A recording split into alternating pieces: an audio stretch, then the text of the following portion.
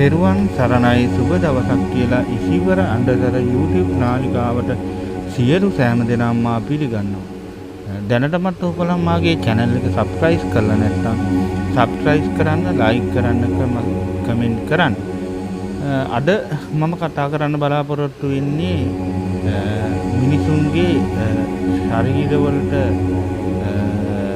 හානි කරන යම් යම් විෂ කොටස් සම්බන්ධව මේ විෂ සම්බන්ධව දරුවනේ කතා කරද්දී විවිධාකාරයේ විෂයන් විෂ කොටස් තියෙනවා. මේ විෂ කොටස් සමහර අවස්ථාවලදී යම් කිසි භූමි බන්ධනයකින් එන්නා වූ අමනුෂ්‍ය කොටස් මගින් ඒ භූමි බන්ධනයක් අපි පොළොවට වැටුනොත් අපේ භූමියකට හිර බන්ධනයක් හෝ යම් කිසි යක්ෂ භූත ප්‍රේත කියන කොටස් වලින් තමයි දරුවනේ අපේ භූමියකට යම් කිසි ඇදුරෙක් හෝ කට්ටඩි ගොඩක් දුරට හානි කරන්නේ. එතකොට මේ භූමි ස්ථානවල ඉන්නා වූ අමනුෂ්‍ය බලවේගය ඒ ප්‍රාණියා නිරන්තරයෙන්ම මේ භූමියේ රැඳෙන්නේ නැහැ දරුවනේ. ගොඩක් දුරට ශරීරයත් එක්ක සම්බන්ධ වෙනවා යම් යම් අවස්ථාවලදී. ඒ අවස්ථාවලදී සම්බන්ධ වුණාන් පස්සේ ශරීරයට මොකද විශේෂයෙන්ම මේ වරන් දරුවන්ගේ ශරීරයට නිකම් නිශ්චයාකාරයේ මේ ශරීරයට දරුවනේ සම්බන්ධ වෙනවා. මේ ශරීර පංචස්කන්ධයට සම්බන්ධ වුණාම සමහර අවස්ථාවලදී විවිධාකාරයේ විවිධ බලපෑම් එල්ල කරනවා. විශේෂයෙන්ම හිසේ කැක්කුම්, අධික නිදිමත කම, එතකොට කන, නාසය, දිව, ශරීරය කියන දේ මූලික අවධියේදී හානි කරන්න උත්සාහ කරනවා. ඒ උත්සාහ කිරීමේ මගින් වාත, පිත්ත, සෙම ආදී තුන් දොස කිපෙනවා. ඒ කිපුණාන් පස්සේ දරුවනේ තමන්ට නිසි ආකාරයේ තමන්ගේ වැඩ රාජකාරී සිහියකින් යුතුව කරගෙන යාමේ හැකියාව ලැබෙන්නේ නැහැ. මේ ආකාරයේ මේ හිර වුණාන් පස්සේ මේ නිරන්තරයෙන්ම හිස කොටස මිනිස්යාගේ විශේෂයෙන් මොළයේ ආශ්‍රිත කොටස විස කිරණකින් ඒකොලන් විස කිරණ නිතරම පිට කරනවා. එතකොට මේ දැනට පවතින යම් ශක්ති ප්‍රභවයක් නිසා කෙනාගෙන් කෙනාට ශරීරයේ පිට කරන ශක්ති ප්‍රභවයන් වෙනස් දරුවෝ. එතකොට අසම්මුතිතාවයක් පවතිනවා. එතකොට අසම්මුතිතාවය මත ඒ හානි කරන ප්‍රභවය ගොඩාක් දුරට ඕක දැන් නවීන විද්‍යාව මම කලින් සඳහන් කරා ඕරාව කියන්නේ ඕක. එතකොට මේ ඕරාව ඛණ්ඩනය වීම මගින් තවත් අමනුෂ්‍ය කොටත් ඒකට බැඳෙනවා දරුවෝ. එතකොට මේක යම්කිසි ප්‍රේත, කුම්භාණ්ඩ, ගෙවල යක්ෂ, මල යක්ෂ ආදී කොටස් වෙන්න පුළුවන්. ඊට අමතරව තමන්ගේ ඥාති කියන කොටසත් මේකට සම්බන්ධ වෙනවා. ඒක ක්‍රමක්‍රමයෙන් තමන් සමහර විට මුල් අවදීදී තමන් යම්කිසි වෙදරුවෙක් ගාවට එක්කෝ දේවාලයකට හෝ ගිහිලා තමන් දෙහි ටිකක් කපාගෙන ඒ ටික සම්පූර්ණයෙන් ඉවත් නොකරගත්තාන් පස්සේ තමන්ගේ ශරීරයේ යට කොටසට ඒ කියන්නේ මේ පපු ප්‍රදේශයට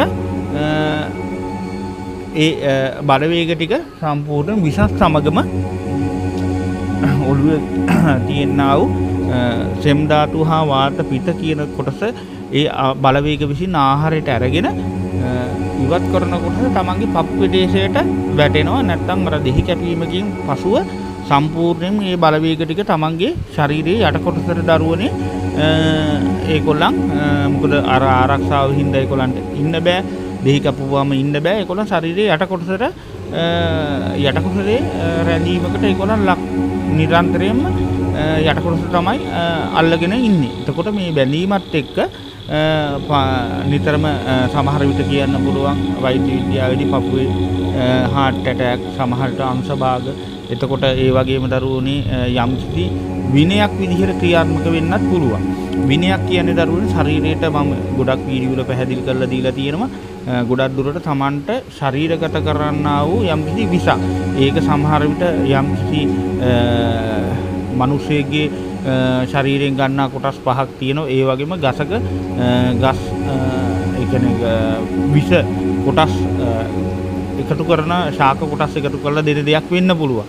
එතකොට විවිධ පළාත් වල මේවට වෙන වෙන නම් කියවෙනවා දරුවනේ.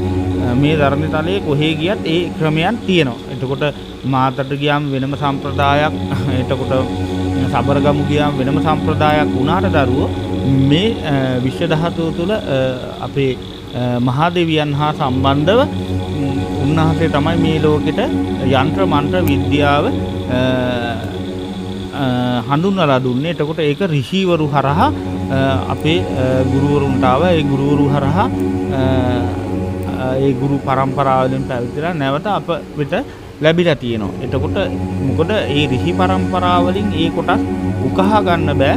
මොකද ඍෂි පරම්පරාවල තිබ්බ කොටස් දරුවනේ බොහෝම දියුණු කොටස් තමයි තියෙන්නේ. මොකද ඒවා විශාල මන්ත්‍ර කොටස් නෙවෙයි දරුවනේ. මේ ශක්තිය උපයෝගී කරගෙන තමයි උන්වහන්සේලා ලෝක සත්‍යයට පිහිට වුණේ.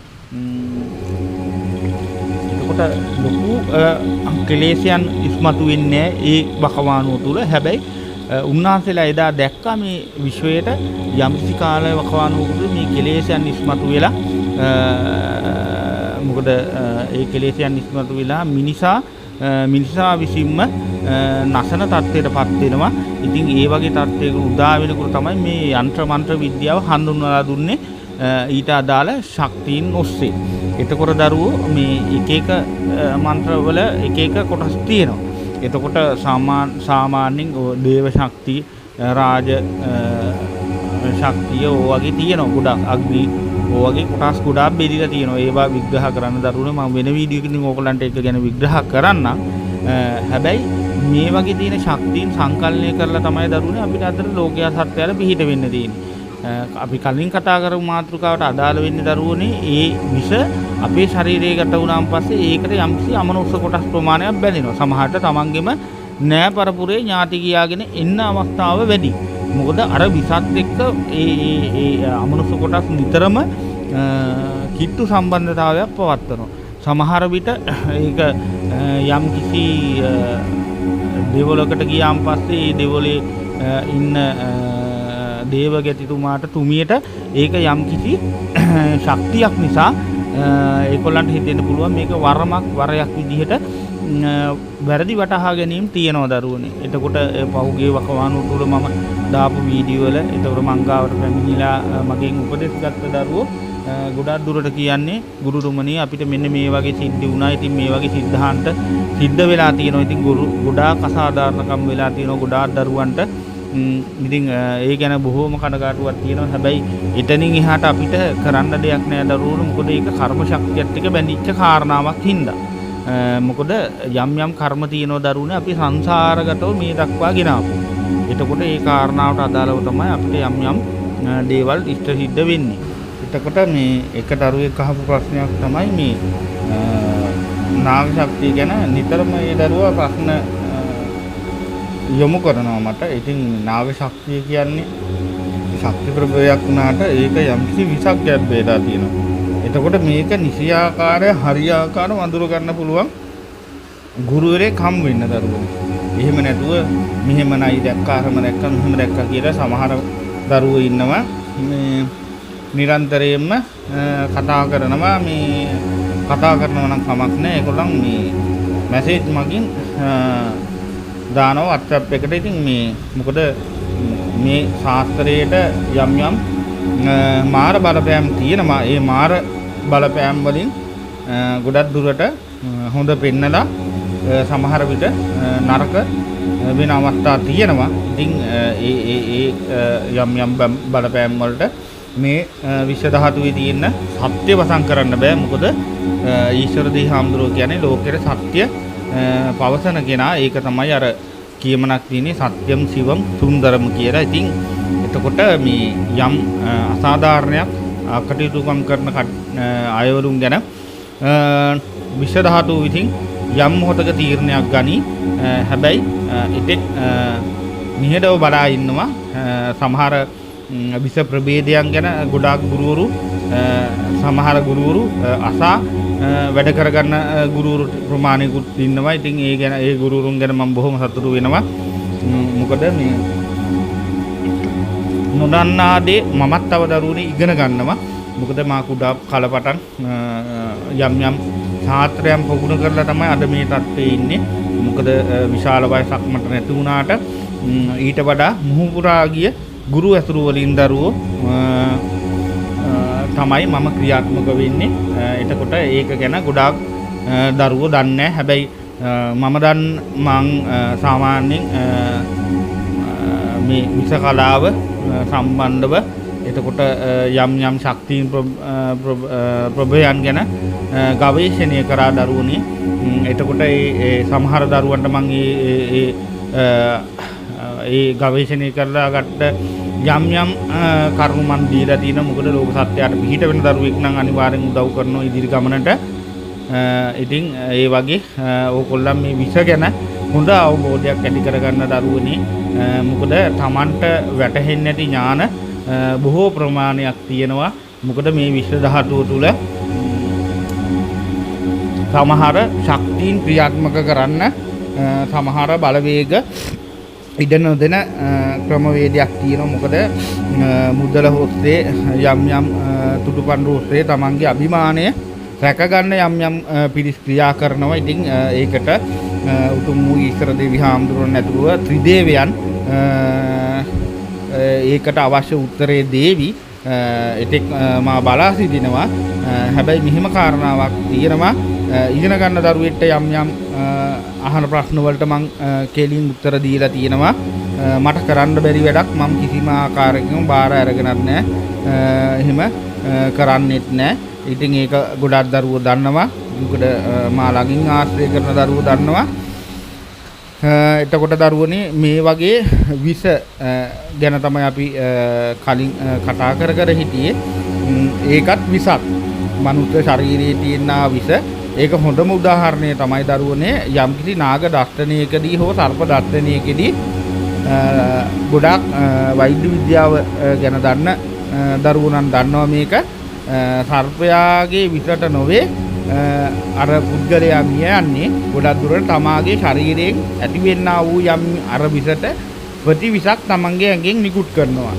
සමහර වෙලාවට ඒ නාගයාත් මිය යන අවස්ථා තියෙනවා. එක්කෝ නාගෙ එක්කෝ සර්පයා. සමහර සර්ප කොටස් ඉන්නවා. ඒක දන්න විෂ ගැන දන්න වෛද්‍ය විද්‍යාව හදාහරලා තියෙනවා නම් ඒ ගොඩක් කට්ටිය දන්නවා. හැබැයි ඒකට භෞතික වෛද්‍ය විද්‍යාව මේ නූතන වෛද්‍ය විද්‍යාවේ උත්තරයක් නැහැ. හැබැයි අපේ හෙළ වෙදකමේ තියෙනා වූ හෙළ අභිමානයත් එක්ක සැකසෙන්නා වූ වෙදකමේ තියෙනා වූ යම් යම් කොටස් තියෙනවා. එතකොට ඒකෙදී අපිට ගොඩක් දුරට උගන්වන්නේ යම් කිසි වාට පිට සෙම කෝප වීමෙන් ඇතිවෙන්නා වූ සංකූල තත්ත්ව බව වටහා දීලා තියෙනවා. ඇත්තටම අද ගොඩාක් පිරිස් වලට සිද්ධ වෙලා තියෙන්නේ මේ විෂ ශරීරගත වෙලා තියෙනවා. එතකොට මොකද නොදීරු ආහාර ඒ වගේම තමන් ඒක දන්නේ නැහැ. ඒ ගැන වැටහීමක් නැහැ. එතකොට මේ ගැන කවුරුත් කියා දෙන්නේ නැහැ. ඒ වගේම මේ යම් යම් අමනුෂ්‍ය කොටස් ඒවා ආක්‍රමණය කරලා ඒ අයවලුම්ම පාලනය කරනවා. ඒ හින්දා තමයි දරුවනේ ඒ විදිහට පත් වෙලා තියෙන්නේ.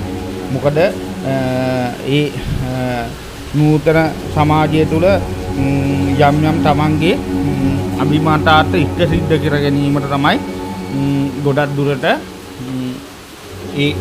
මේ වටපිටාව හැදිලා තියෙන්නේ. හැබැයි ඒ නිසා දුක් විඳින බොහෝ පිරිසක් ඉන්නවා. ඒ දරුවෝ ගැන බොහෝම කනගාටුවක් ඇති වෙනවා. හැබැයි අපිටත් කරන්න දෙයක් නැහැ. මොකද ඒගොල්ලන් ඒ සමාජෙත් එක්ක ගැටිලා තියෙන්නේ. ඒ හින්දා ඇත්තටම මෙන්න මෙහෙම කවියක් තියෙනවා. ඒ කවිය කියන්නේ පුරාණ පොතක සඳහන් වන කවියක්. ඕගොල්ලන්ට මේ කියන කවියෙන් වැටහෙවි. මොකද මේක අර්ථ දක්වන්න ඕනේ. අර්ථ දක්වියේ නැති වුණොත් ඕගොල්ලන් තවත් අමාරු වෙටෙනවා. එතකොට මාංශ පුලුතු නොපෑසුණු ආහාරද අමියා බඩ ලෙඩ නොදිරිම් වීමද රකුසු පිසස් සිද බුන්ගෙන් වනසඳ යක්ෂ ඇලියා දැනගන් පිරිසිද. මේ වගේ විෂ සම්බන්ධව ලියවුණු හෙළ ඍෂිවරුන් ලියපු විශේෂ කවි පන්ති තියෙනවා දරුවනේ. ඒ වගේම Tamanට අධ්‍යයනය කරන්න පුළුවන් ගවේෂණය කරන්න දරුවනේ යම් යම් රෝගාබාධ තියෙනවා වරම් දරුවන්ට වගේම වරමක් කියලා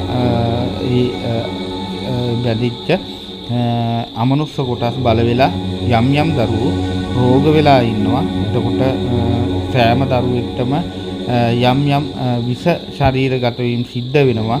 ඒක මොකද මේ වර්තමාන සමාජයේදී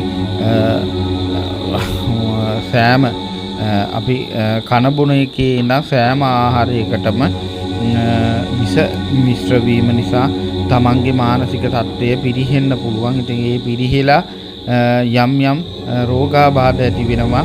එතකොට තමන් නොයෙකුත් අපත්‍ය ආහාර ඒ කියන්නේ තමන්ට ශරීරයට ඒ කියන්නේ විසබත් කෑවම පස්සේ මොකද වෙන්නේ කියන කාරණාව හෙළ ඍෂිවරු හෙළ පුස්තකයන් වල සටහන් කර තිබුවා. මොකද අනාගතයේදී මේවා ප්‍රයෝජනයට ගන්න ඇත්තටම ගොඩාක් අද සමාජයේ බොහෝ කාරණා තියෙනවා. එතකොට මේ ජලය දූෂිත වීම නිසා ජලය සම්බන්ධව අපිට අපි පානයට ගන්න ජලය මගින් ලෙඩ රෝග වන අවස්ථාද බොහෝ ප්‍රමාණයක් තියෙනවා. සමහර අවස්ථාවලදී මේ වාතය අපි දුර්වල වීම ඒ කියන්නේ වාතය තියෙනා වූ ඔක්සිජන් ප්‍රමාණය විනාශ වෙලා කාබන් ඩයොක්සයිඩ් හා ආසනික් ආදී නොයෙකුත් විෂ සංඝටක මේ වාතයට මුදා හැරීම නිසා සමහර දරුවෝ රෝගී වෙලා ඉන්නවා. එතකොට මේ හා සම්බන්ධව මේ ශරීර විෂ ඉවත් කරන්න ක්‍රමවේදයන් හෙළ ඍෂිවරු හෙළ පුස්තකයන් තුල සටහන් කර තිබුවා අනාගතයේදී ප්‍රයෝජන ගන්න. ඉතින් ඇත්තටම ඒ වගේ වකවානුවක් තුල තමයි අද අපි ජීවත් වෙන්නේ. මොකද අර ලෙඩේ මේ ලෙඩේ අර ලෙඩේ කියලා කියනවා. හැබැයි බටහිර වෛද්‍ය ක්‍රමයේ තියෙන දරුවනේ ගොඩක් දුරට යම්කිසි දෙයක් ඉවත් කිරීම වෙනුවට ඒවට යම් යම් අඩපණ කිරීම පමණයි. මොකද ඒ වගේ තත්ත්වයක් තුල රෝගී වෙන දරුවෝ බොහෝ ප්‍රමාණයක් ඉන්නවා. ඒ වගේම ඒ අතරට අපේ වරම් දරුවෝ එකතු වෙනවා. එතකොට ඒ වගේම දරුවෝනේ තවත් කියන්න පුළුවන් විවිධ ශක්තියින් තියෙන දරුවෝ ඉන්නවා. නාග ශක්තිය කියන්නේ මම එදා ඉඳන් කිව්වා යම් කිසි ඖෂධ බලයක් රැගෙන ආපු දරුවෝ කොටසක්ගේ. හැබැයි ඒක ශක්තියක් මගින් ක්‍රියාත්මක වෙන්නේ කියන කාරණාව කිව්වා.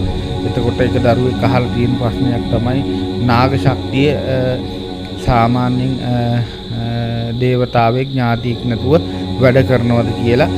ඒ දරුවාගේ ඒ පැනයට පිළිතුර තමයි දරුවන්නේ අනිවාර්යයෙන්ම ඔව් කියන ප්‍රකාශය. මොකද එහෙම ශක්තියින් තියෙනවා.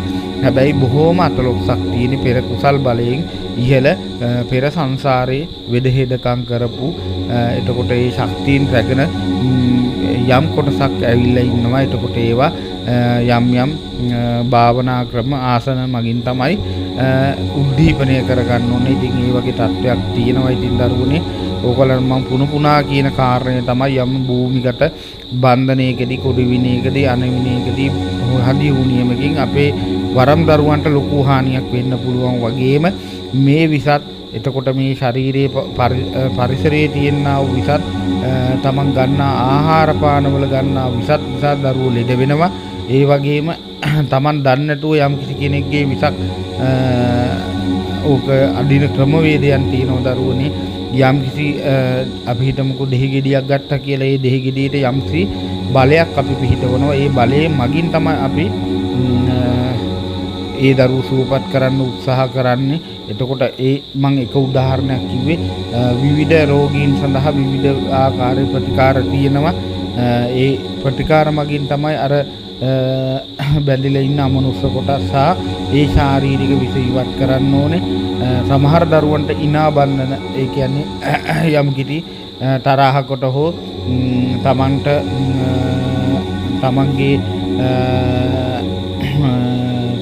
තමන්ගේ තියෙන ආත්මාර්ථකාමීකම හින්දා යම් කිසි විසක් ශරීරගත කරලා බන්තර සමග ඒක දුන්නාන් පස්සේ ඒක කාලයක් යද්දී සමාජ පරම්පරාවෙන් එනවා ඒක. මොකද මේ බන්ධන ඉවත් කරන තුරුම ඒ මුළු පරම්පරාවම දරුවනේ විනාශයට ලක් වෙනවා.